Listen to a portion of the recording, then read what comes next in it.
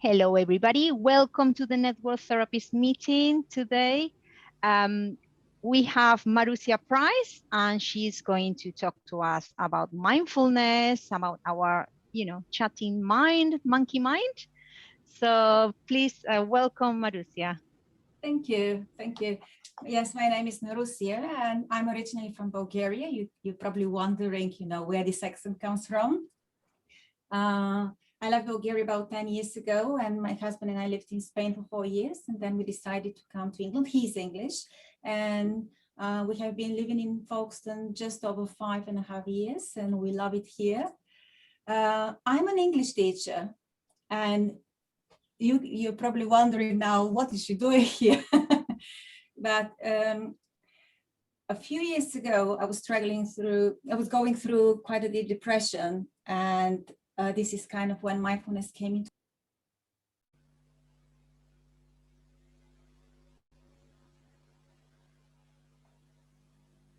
Wait, sorry, I can't hear you. I can't hear you, Marusya. Yeah, it's muted. It's muted. Yes, sorry. You've muted yourself, Marusya. Oh, there we are. No, I'm not touching anything. Oh, sorry. It's probably me, my mistake. Sorry, Marusya. That's okay. So mindfulness came into my life a few years ago when I was going through quite a deep depression after working at a language school in Eastbourne. I left my dream school and came to Folkestone because of my husband's job, and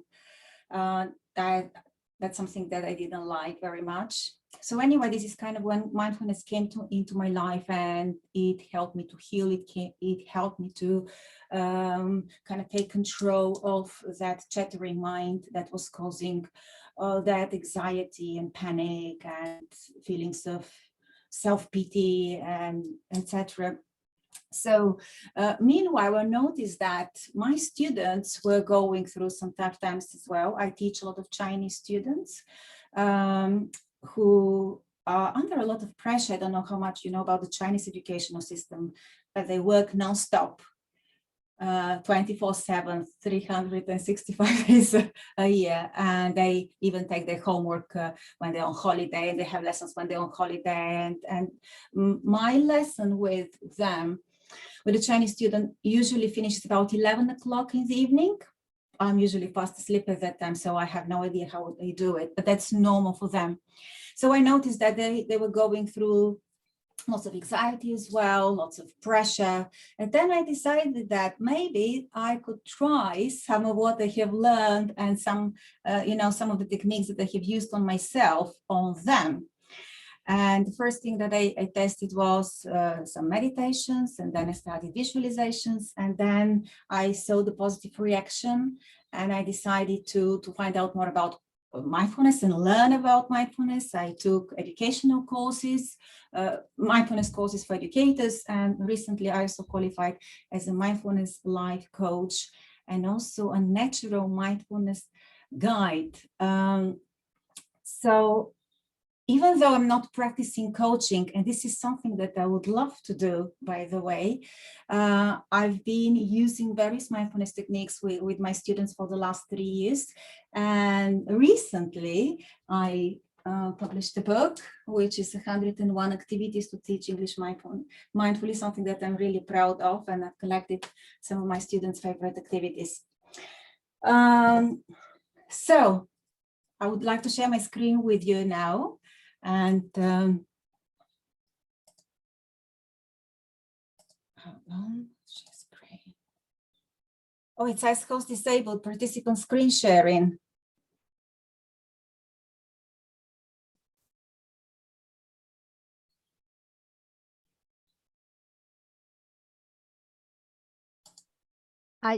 I just made you co-host. Hopefully that will work. Sorry, I should have done that earlier. Sorry. That's okay. And I guess you can see my screen. Yeah, okay, lovely. I'll just move you a little bit. So first we'll start with 3 different pictures, and I know that you cannot, you're all muted, but take a look at those pictures and how do they make you feel? If you want, you can write down in the chat box what feelings arise in your body while looking at the pictures.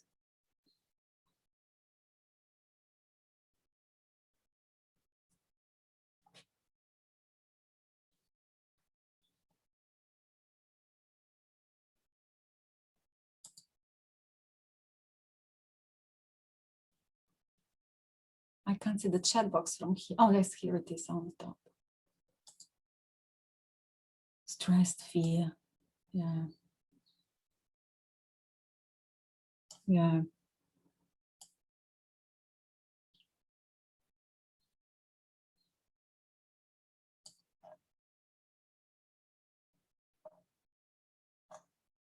Okay. Obviously, negative emotions. So we experience negative emotions all the time, and it doesn't matter if we're in a traffic jam. Obviously, the pandemic has brought lots of anxiety, lots of mental health issues. And I guess, like me, most of you are self-employed. So obviously filling out self-assessment forms could bring also some anxiety. That's why I chose that particular picture. So we go through different negative sensations and feelings like anxiety, panic, frustration, anger. We criticize ourselves a lot. Self-pity is something I mentioned earlier on, and feeling not worthy. And this could be caused because of maybe a real danger in our life, or maybe just because, you know, we have activated our mind and, you know, it has started to chatter. And what happens when we are going through those we're experiencing such negative emotions? So our pupils dilate, maybe we can feel that our heart starts to beat faster. We start to breathe also faster as well. Yola, my favorite masseuse, knows that I have a lot of tension in my neck and my shoulders. So I'm truly grateful to Yola for everything she does to me. Also, we start to sweat. And even though there is a small group here, I'm really comfortable with what I'm talking to you right now. I can feel a little bit of, you know, anxiety, not anxiety, but the nerves are a little bit kicking in. So maybe I have started to sweat. What my students have also shared with me, and I experience it as well, when we sometimes go through some very strong negative emotions, we can feel the urge to go to the toilet. So yes, we feel that negativity in our body. We experience it through our body in different ways. But now let's see what happens in our brain. Let's meet our brain. And I will not bore you to death about the brain. And trust me, I do not know anything, you know, everything about the brain. I'm not a neuroscientist. But I would like to focus on 3 different parts of our brain and see how and why mindfulness can help us. So when here we can see 3 different parts of our brain. I'll start with the hippocampus, and as you can see, that's the part of the brain which stores our memories, and everything we have learned, we have experienced is stored in the hippocampus. And what is very interesting is that the hippocampus stores our memory, but also the emotion that goes with this memory. So we went to the beach and we had a lovely time. That's what is stored in the hippocampus. So when we think about the beach, we feel happy, we feel really cheerful, because that's what we experienced when we went to the brain, when we went to the beach.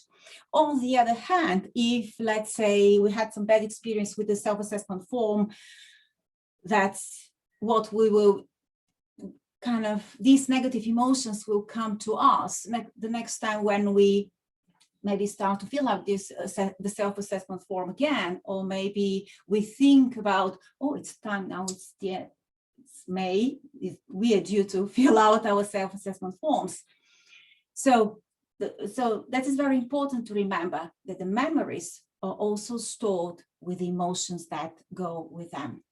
The next part of the brain, which is very important, is the prefrontal cortex. And this is where this part of the brain, which is responsible for our decisions, the logic, and all the decisions we make come from the prefrontal cortex. And last but not least, let's talk about the amygdala. So the amygdala is very, very important for us because it wants to keep us safe. And every time the amygdala senses that we are in danger, it increases its size. Then it sends oxygen to our limbs and our torso. Why? Because it says we are in danger, so we need to maybe run or maybe protect ourselves in a way. And that is why that oxygen is sent to our limbs and our torso. But what is very interesting, because the amygdala sends the oxygen to the other parts of the body, there isn't enough oxygen for the hippocampus and the prefrontal cortex, and then they fall asleep. So when we are experiencing very strong negative emotions, we want to remember that information that we have learned. For example, we are attending a job interview, or maybe like me now, I have prepared for that presentation. And this is something I've done many times with my students. I've done workshops. But because I'm feeling really stressed out and really, my heart is beating very fast. So then there is this blankness, and I don't remember anything. So even though I'm trying to remember it, the hippocampus is sleeping and I cannot access that information. On the other hand, I was just wondering, what should we do now? I'm really failing now. And I'm disappointing my friend Yola and you, all of you. And my prefrontal cortex is sleeping. And again, I cannot make a logic decision. So this is quite interesting. Before we wake them up, what is very important to remember that our amygdala reacts in this way, increases its size. It doesn't matter if this danger we're experiencing is real or imaginary. So if a fast car is approaching us, that's the real danger, and we're feeling fearful, we're scared, we need to run away. Or we are just in our mind and we are ruminating, we're worrying about things that haven't happened, that may never happen. So in both situations, the amygdala reacts in the same way. And how do you think we can wake up our prefrontal cortex and hippocampus? Oh, you're all muted. If you can send a message, that would be lovely.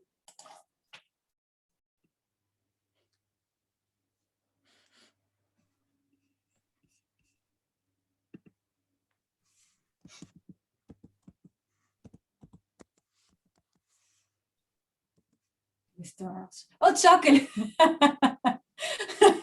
So City is probably hungry now, but I'm afraid I have to wait a little bit, City. So yes, there are quite a few correct answers here. So let's remember that the reason why they're sleeping is because there isn't enough oxygen. And how can we wake them up? By breathing. We need to bring that fresh oxygen, okay? Or what we call mindful breathing. Okay.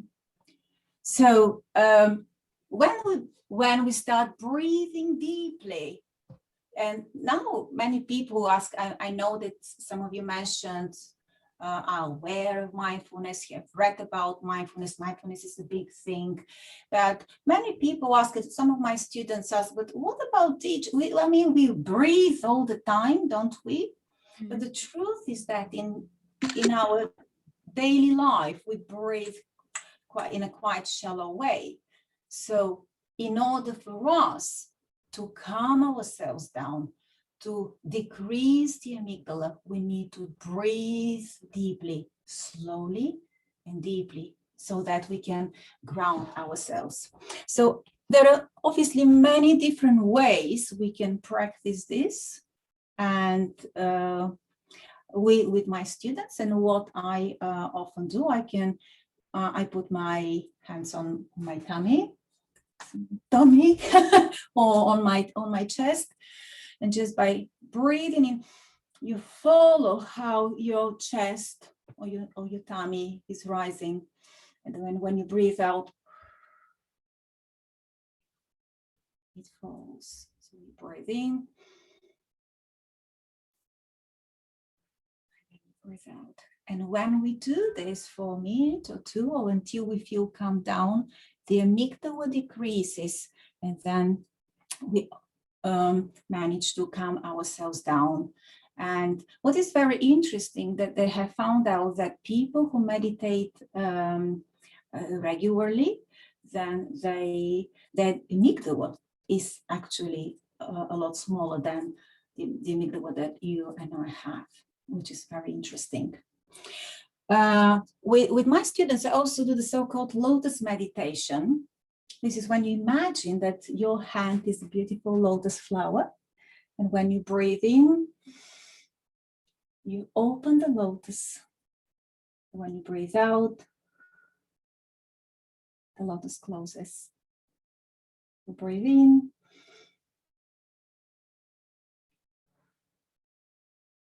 once again.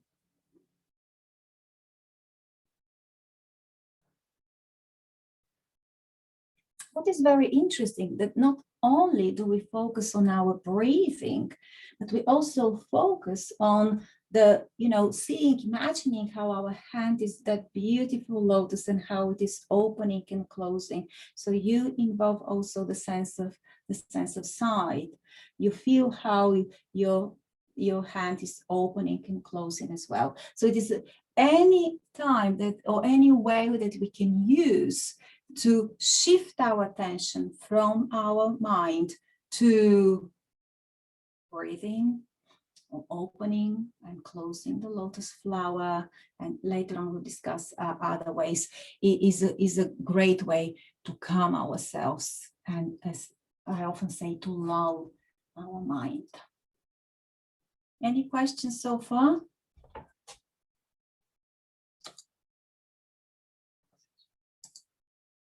Okay.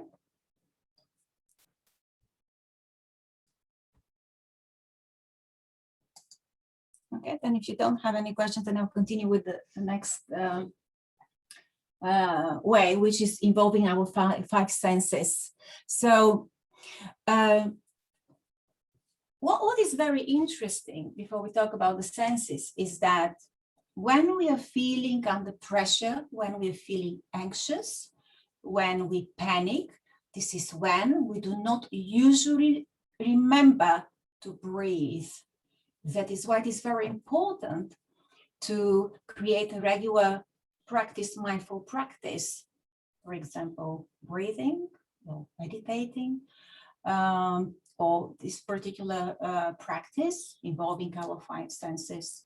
And when we do this regularly, what neuropaths have found out that our brain has this ability to be neuroplastic. And what this means is every time we do that activity, let's say we meditate every morning, so new neuropaths are created in our brain, and we are able to rewire our brain. So when we feel calm, then we meditate, maybe every morning or maybe every evening. I also do it when I have a longer break. I just put my hands on my tummy and follow my breath. This is when, these new neuropaths are created. And then when we feel anxious, then when we feel stressed out, then when we feel that our mind is chattering too much, this is when we know that we have that habit, we have created this habit to breathe, and this is something that will come to us easily. So this is very important. So another way is involving our five senses, the sense of sight, hearing, smell, touch, and taste. And you can do it in different ways. You can just focus on one one sense. So for example, what can I hear now? I can hear the fan of the computer and the lovely birds. Nothing coming from you because you're muted. Or what is this that I can see? Can I name 5 things that I can see? I can see my lovely tree. I've got a fake tree, by the way, in my work area to create some natural space. I can see my computer, I can see you, I can see a lovely plant, a keyboard, a mouse, I can see many things. Or we can practice another exercise. We can involve all the senses, we can engage all of them. So I don't want you to write this down, but I will ask you to look around and focus on these senses. So look around. Can you see 5 different things?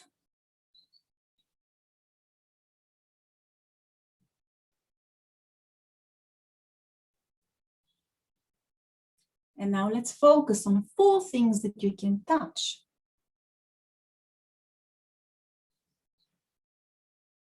And now 3 things that you can hear.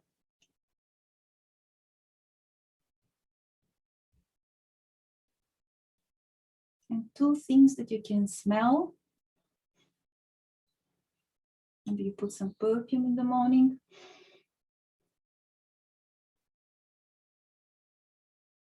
And 1 thing that you can taste. Haven't tasted anything recently, and so swallow and see, maybe you can find some remnants of that tea or coffee that you had earlier on, or maybe your dinner. So again, that's a very short exercise that you can do. And what happens is, while you're focusing what you can see and what you can hear, what you can smell and what you can touch, you're not in your mind anymore, are you? You have dropped into the present moment. This is what mindfulness is, something that I didn't mention. So being mindful is to be aware of what is happening around you, what is happening in your mind, being aware of your thoughts, being aware of your sensations. Quite often there is a lovely armchair that you cannot see here, but quite often when I sit there and I feel maybe some anxiety, I start feel the chair. How does the chair feel? The texture, the size, the color, the patterns. And when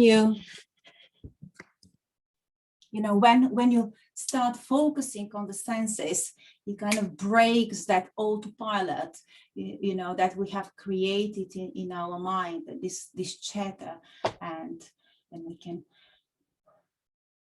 ground yourself and say, I'm safe. I'm actually worrying about things that haven't happened yet. Or if there is a real danger, then what is this that I can do in order to prevent it? So instead of repeating that story over and over again in your mind, you can calm yourself and then make that logic decision. Okay. I mentioned earlier on that with my students, I used visualization. It's something, by the way, that I started for my students. And I fell in love with visualizations because a visualization, I do not know how aware you are, but a visualization is similar to a meditation. However, you're taken on a guided journey somewhere. And I started using visualization with my students to teach English, believe it or not. And I have created quite a few. And it is quite interesting that my students have actually inspired me to create more and more, because somebody's dropped something. Calm yourself before that. Yes, it is, Yola. Yeah.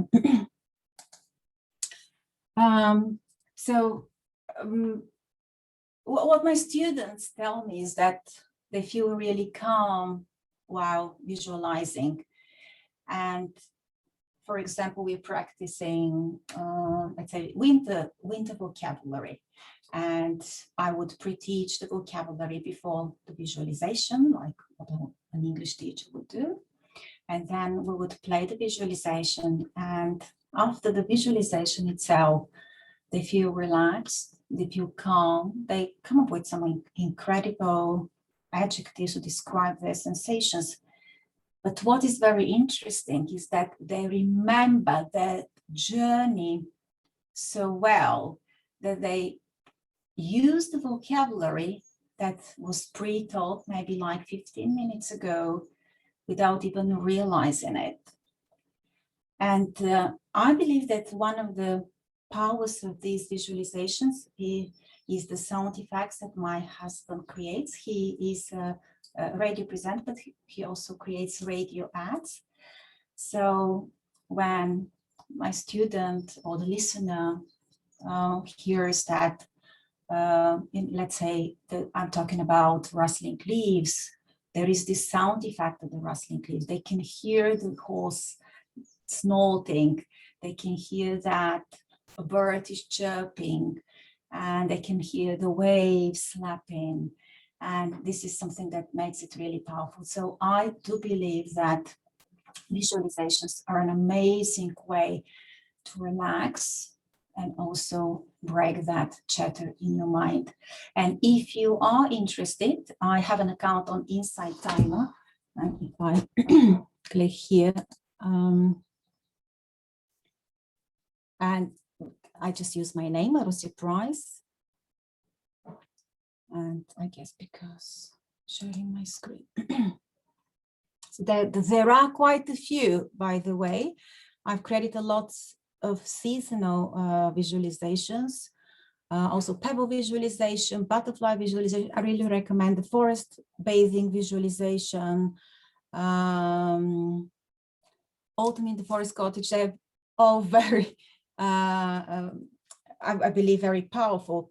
There are, because I've got students at different ages, there are a few visualizations and meditations for young students, like this particular one, the little snowman.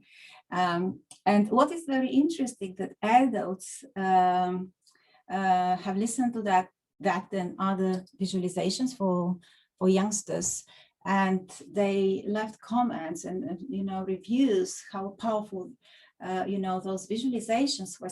Wow, that's interesting. I never thought that visualization would have, for a child, would have the same effect.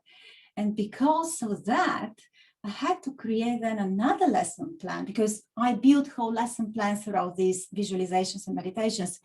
So then I built a completely different lesson plan for adults, for my older students, and use that visualization to take them back into the childhood.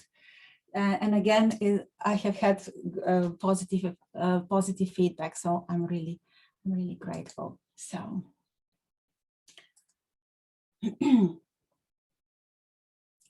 so you may have heard that name, John Kabat-Zinn, who is an American doctor and scientist, and who we believe is like the person who made mindfulness really popular in the Western world. He says that the real meditation is how you live your life. And I remember a few years ago, I was listening to an interview that he gave for Oprah Winfrey, and he was talking about mindfulness. And he said that being mindful is not about meditating. And you probably noticed, by the way, that whilst we were doing the lotus meditation or the mindful breathing activity, I didn't ask you to close your eyes. So we don't have to close our eyes in order to be in the present, in order to calm ourselves, in order to breathe. And we can be mindful of what we are saying.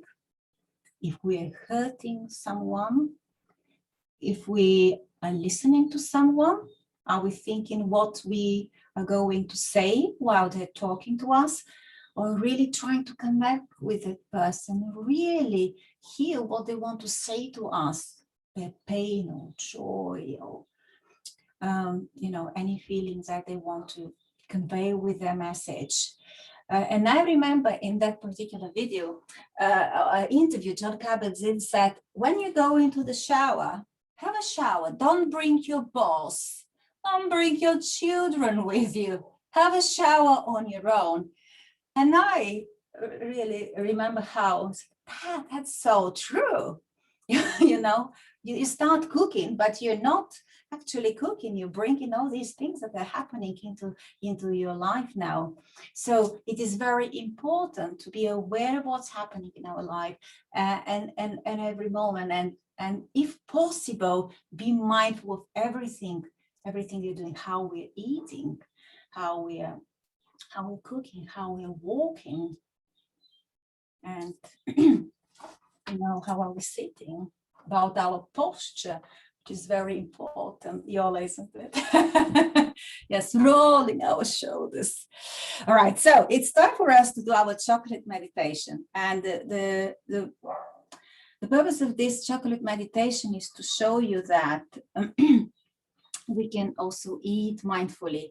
And it has happened to all of us, I'm sure of that we have brought a packet of biscuits with the intention to have only one or two. And by the time with the movie finished, or we read that article and the whole packet was gone.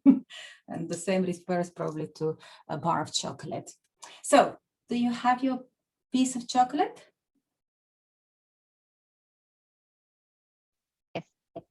Yes, I got my one. Does it have to be chocolate, Marusya?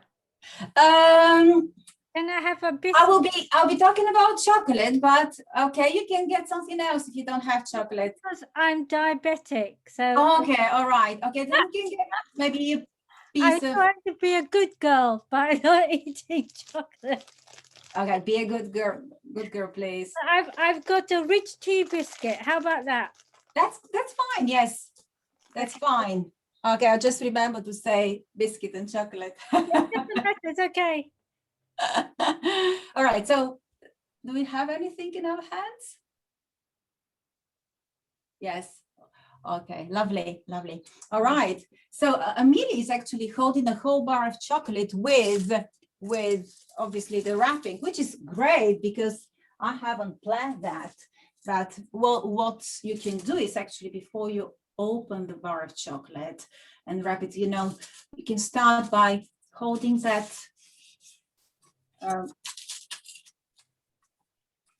bar and look at the cover, the colors, the size. How does it feel holding it? And then slowly unwrap it. So I'll speed up here, Amelia, but I just wanted to show this because of you.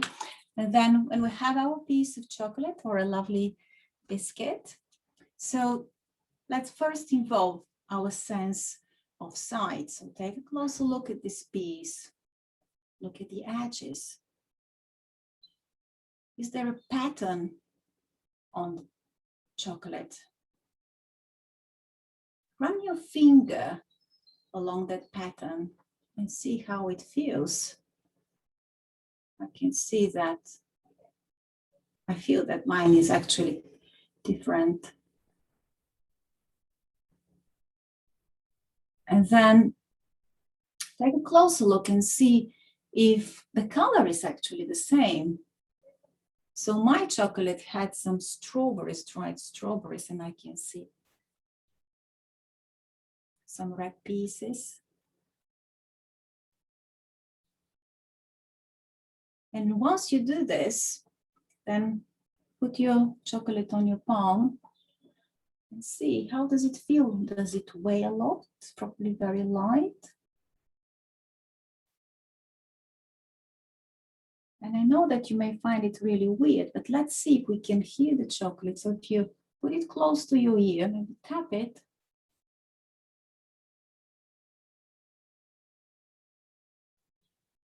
And now let's involve the sense of smell. So bring it closer to your nose. Oh, it smells lovely. I can really smell that sweet fragrance, but depending on the chocolate or the biscuit you have, you can probably smell vanilla or strawberry. eat a dark chocolate. And now let's put it in our mouth. But before you do this, so put it in your mouth, but try to resist the temptation of eating it. So put it in your mouth and try to resist the temptation of eating it, and just feel its weight on your tongue. And you can probably notice that you have started to salivate because your buds, your taste buds are waking up and they say, oh, I really want that chocolate. Just be aware of those sensations. What is happening in your mouth? Can you actually still smell the taste, the chocolate, even though it is in your mouth? And then I guess it has probably started melting. So slowly bite in. Yes, no, it's melting, yes. And then you can enjoy it. And again, be aware of chewing the chocolate, how it is touching your teeth, how your tongue is playing with it. It's probably gone now. Fiona is not eating it.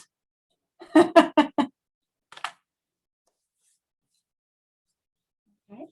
So this is something that you can do. I remember the first time I did this, I've never actually thought that I would be enjoying chocolate so much. It wasn't just the anticipation, but how I was engaging all my senses. And I think that made that experience so real, mindful, obviously, but at the same time, it helped me stay in the present. And that's what you have just done. You were in the present. You were not in the mind. Is that correct? Yes? Okay. So if you want, you can have some water. Maybe you need a tissue.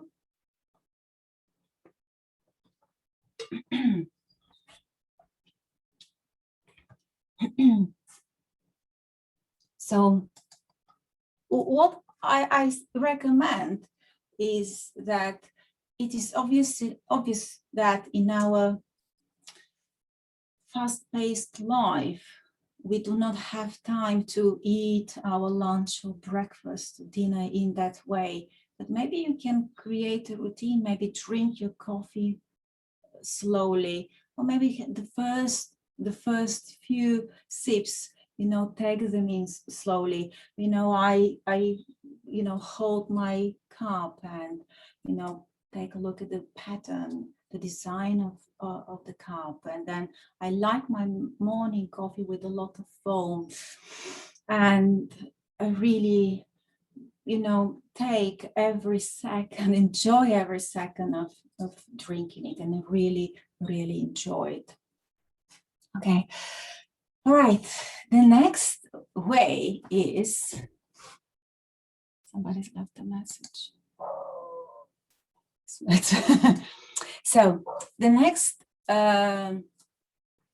mindful way of lulling our mind, of taming our mind, is by being in nature, spending time in nature. And I think that we can all agree, and I remember Emilia said, being in Eastbourne, being close to the seaside has helped me a lot during the pandemic, and trust me, all of us, I'm pretty sure, because I think that without nature, we wouldn't have survived. And I do not have a garden, and, being able to go out for a walk in the park opposite the house where we live, there has been such a blessing. So, and I'm pretty sure that I don't have to, yeah, it's really great. And I'm pretty sure that you have felt that while being in nature, you feel more relaxed. And it's a wonderful way to relieve our stress. I mean, I have listed a few benefits here. It boosts our emotional intelligence. We can find clarity. We can stay in the now. Why? Because when we're in nature, you know, we're surrounded by that fresh air. We're surrounded by the aliveness that comes from the trees and the plants and the smells that we're surrounded with. And I mentioned earlier on that they have a tree. If you do not believe me, I'll show it to you. And I bought it. I've been really, for me, not having a garden is a big problem. So I had to find a way to bring nature into my workspace. And I've got some real flowers and real plants. But it was very important for me to also feel, I don't know, just surrounded more by nature. So, but what is very important in order to feel, small garden. Wow, that's lovely. And I bet, Fiona, that has been really beneficial for you. Yeah. But what is very interesting is that in order for us to feel that positive effect, therapeutic effect of nature, it is very important to leave our phones behind or at least mute them. My phone is muted 24/7, by the way. But when we're in nature, if you have the chance, mute your phone for, let's say, okay, now I would like to practice some mindfulness in nature. And maybe for the next 10 minutes, mute your phone and pay attention to what you're surrounded with. What are the sounds around you? Yesterday, we went to a lovely forest and it was quite windy and we could hear the branches creaking, the howling of the wind. So it wasn't just the birds, but also the trees and the wind that were creating those sounds. And also all the smells that we can find in nature. So what is this that we can also touch? So go and touch the bark of a tree, maybe touch a flower, smell a flower. Now there are beautiful bluebells and lady orchids. I saw some lady orchids yesterday, which were beautiful, and maybe just admire, bring your sense of awe while being in nature. Admire those beautiful flowers, for example. I find it really amazing, you know, that lady orchids. I don't know if you're aware of that flower, but they do look like beautiful ladies.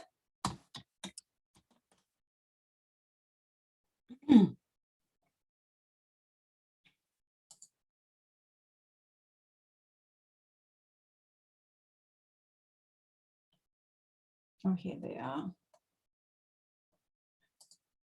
And so admire what is around you, and bring your sense of wonder, bring your sense of awe with you.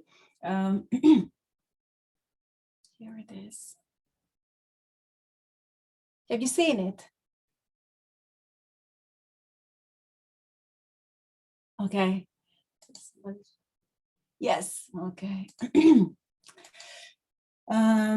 So, and also you can pay attention to your breathing as well. So doesn't matter if there are people around you, we can all breathe. So taking that fresh air that is is in the forest or maybe the local park, and so that again you can drop into your body and in your sensations rather than being in your mind. And I want to do a special. Yeah, they're beautiful, absolutely beautiful. I was introduced to them, by the way, last year, and we went to the same forest yesterday. want to see if I can find some lady orchids. I would like to show you a special breathing exercise, which I learned during my natural mindfulness course, which is called seasonal breathing. When we're in nature, we can always look for different lessons, things that we can learn from. For example, we can, if we are feeling uncertain, maybe we can find something in nature that can bring us that certainty. So find maybe a big tree and lean back and feel the, the bark on your back, and try to connect with the tree and feel that certainty that comes from the strong, mighty tree, and visualize it in yourself as well. As far as the seasonal breathing goes, as you can see, I found that Viva was really pleased with that. So we can follow the seasons and what happens in the seasons in order to use it in our breathing practice. So in spring, everything is born, leaves appear on the trees, there are flowers, beautiful daffodils and tulips in our gardens. So this is when we breathe in for spring in order to smell and take in that fresh air, that freshness that comes with that season.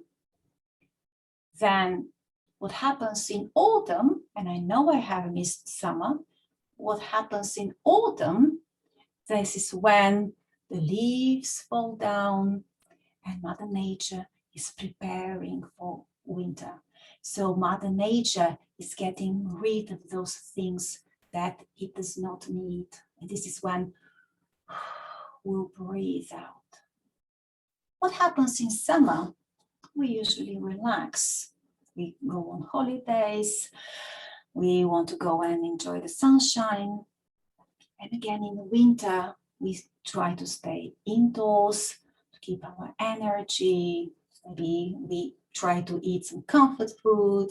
We cook a lot of hearty meals so that we can restore our energy. So if we follow the seasons, we can breathe in for spring, and then relax for summer, and then breathe out for autumn, and relax for winter. So breathe in for spring, relax, breathe out for autumn, then relax for winter. You can do it when you're out for a walk in the park, when you're in the real woods. And if you want to, what I tend to do is in my mind, I also say spring, summer, autumn, winter, because it additionally helps me to relax and focus on the breathing and that relaxation technique. Another way, once you have practiced this a lot and you're aware of how it works, you feel comfortable with the practice, you can try the advanced option. This is when we relax in summer and winter. This is when you can maybe look around and see what is around you. Can you hear anything? So breathe in. And while you're relaxing, I can see the tree. There is a little bird.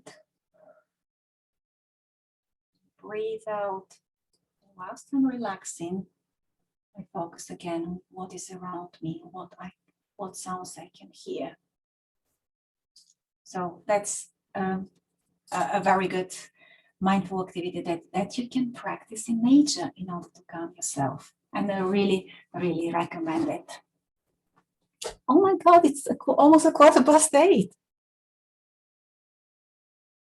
Okay, express gratitude daily. I don't want to talk much about it because I'm sure that you are aware of the benefits of being grateful, feeling grateful.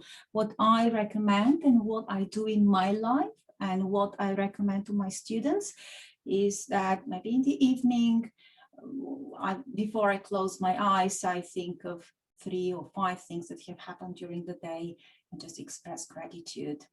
You can have a journal, a gratitude journal, where you can write about the things you're grateful for. I also have an app which is called Grateful.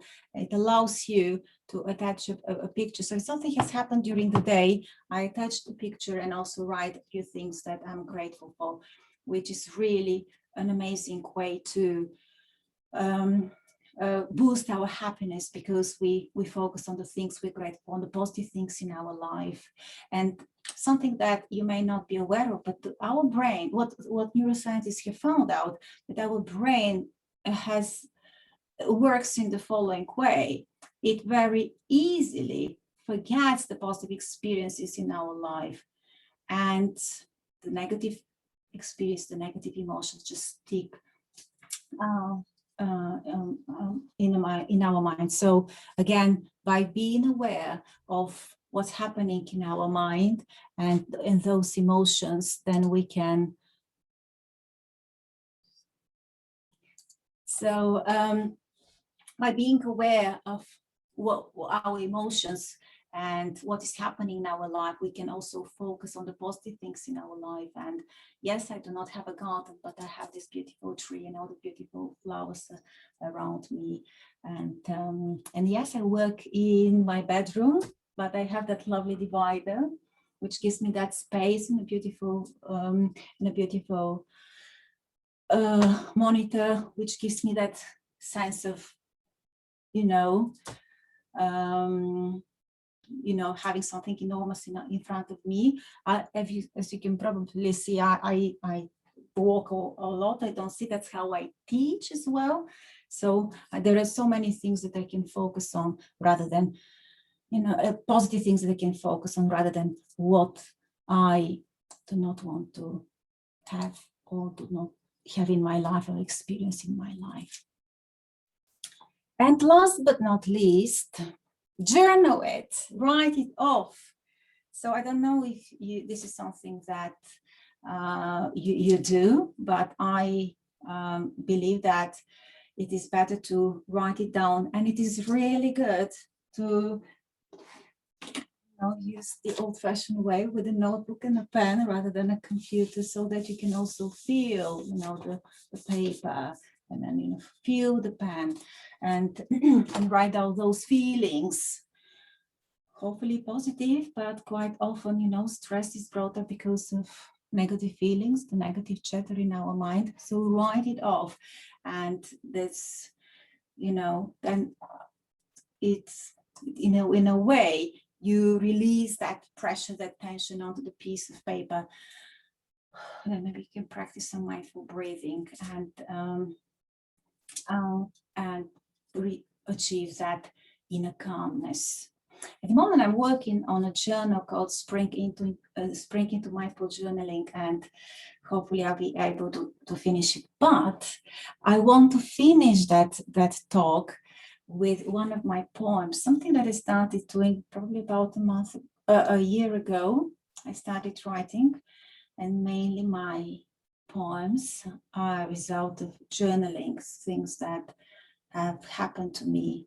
And because we're talking about calming our mind, I decided to choose a poem called Mindfully Calming My Fears. So if you don't mind, I would love to read it to you.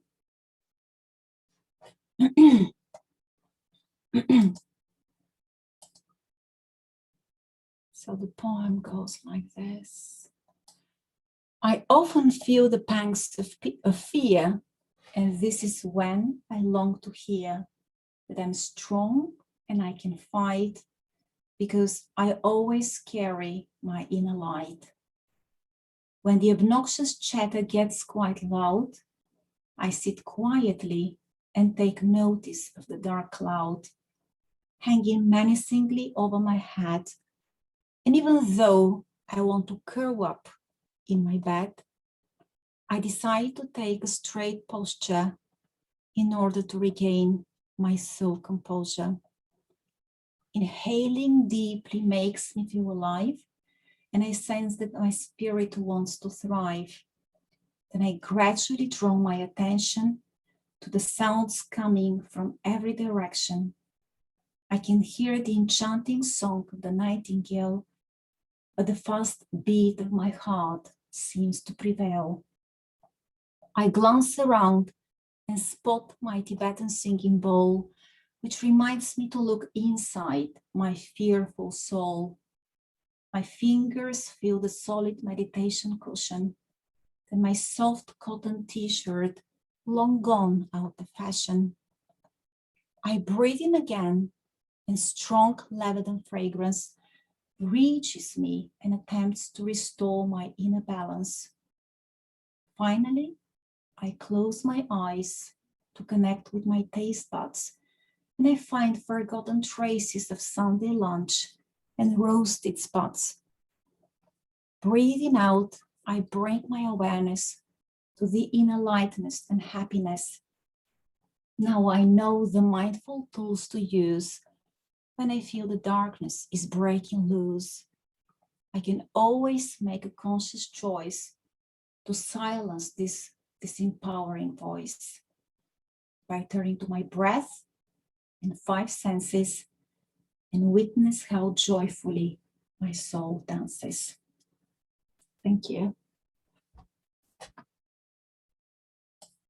And that is the end of my talk. I don't know if you are interested, but my website is inspirationalenglish.co.uk. You can find me on Instagram as well as Inspirational English, and of course, inside Tame on my visualizations, meditations. I've also posted some of my poems there as well. Oh, thank you so much, too. Thank you for the invitation. Yeah, it was lovely. Oh, thank you very much. It's a lovely poem. Thank you. Thank you. Thank you. Oh, it was really nice. Yeah. I'll stop sharing my screen with you. Yes. Oh, I find that those things that you said I love the when you say the breathing, the seasonal breathing. I thought that's really nice. It has to be really nice to going into nature and think about that, and when you are there, that's really beautiful actually, because I like nature as well a lot.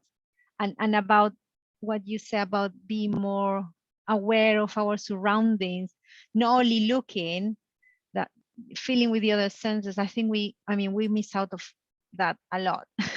Don't we? Yes, true. Yes, I found that really, really powerful actually. And also what you said about we can meditate not only closing our eyes and breathing, but doing other things with other senses. I think that's really nice. Yeah, it's quite powerful. Yeah. Yes. Yeah, I mean, we can always take a minute to take a few deep breaths. I mean, sometimes, my student could be doing an exercise, a listening exercise, a reading exercise. You can just step because there is a window right here next to the monitor, and I can look through the window and take a few mindful breaths, and then I can continue with the lesson. And the student is still doing his activity, and he or she hasn't even realized what they've been doing. So you can always find a way, because when we turn this into a regular practice, this is when it becomes our habit, and when we really need that calmness and the deep breathing when we are anxious, fearful, when that mind has gone crazy. This is when we can use it and say, oh, I know. And each of you, because I've shared different tools, but each of us can find out which tool works best. Maybe it could be mindful coloring, creative activities as well. I love dancing. So dancing, that's such an amazing way for me to spread my wings and shake off the tension. So yes, find that tool that works for you and use it in your life. Oh, lovely, lovely. Thank you very much for coming to You're talk very to welcome. us. Oh, And the that was reason why I explain, I'm Yes. so sorry, Yola. The reason Yes. why I explain about the brain is something that I teach my students as well. And even though I'm an English teacher, I can talk to them. The purpose of our lesson is to learn English. So are we talking about the trees or brain or I don't know, America, life in England? It doesn't matter what the theme of the lesson is, it's in English. So there is this realization when I talk to them about the amygdala and the hippocampus and the prefrontal cortex. And so how can we wake them up? And they're like, I know, teacher, they need oxygen. And then you see that suddenly clicks. I have to say that I have seen my students have shared with me that they have taken those practices and they use them before during an exam, when they go to bed and they can't fall asleep. And I brought a bottle just to share something with you. A student shared with me a couple of months ago. She said, teacher, during an exam, we're not allowed to drink anything, but we allowed to drink our bottle of water. So I was feeling very nervous and I thought I would fail my exam. And then I remembered, what we have learned about involving our senses. So she said, I grabbed my bottle and I started feeling it and, looking at the color, the shape.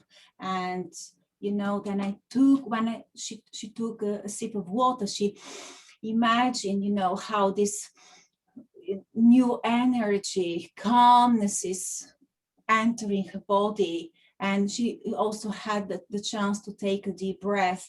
And she said within a couple of minutes, I was calm and I was able to continue with my exam. And yeah, that's really powerful, isn't it? When you see what you're telling them and it's actually working. And as you're saying, it's probably practice, isn't it? Because we get so wrapped up in our chatty minds and so quickly, and the more stress we're, the more we get into that. So having those pauses are so important. Yeah. Oh, thank you very much. You're very welcome. Lovely. Thank you, guys.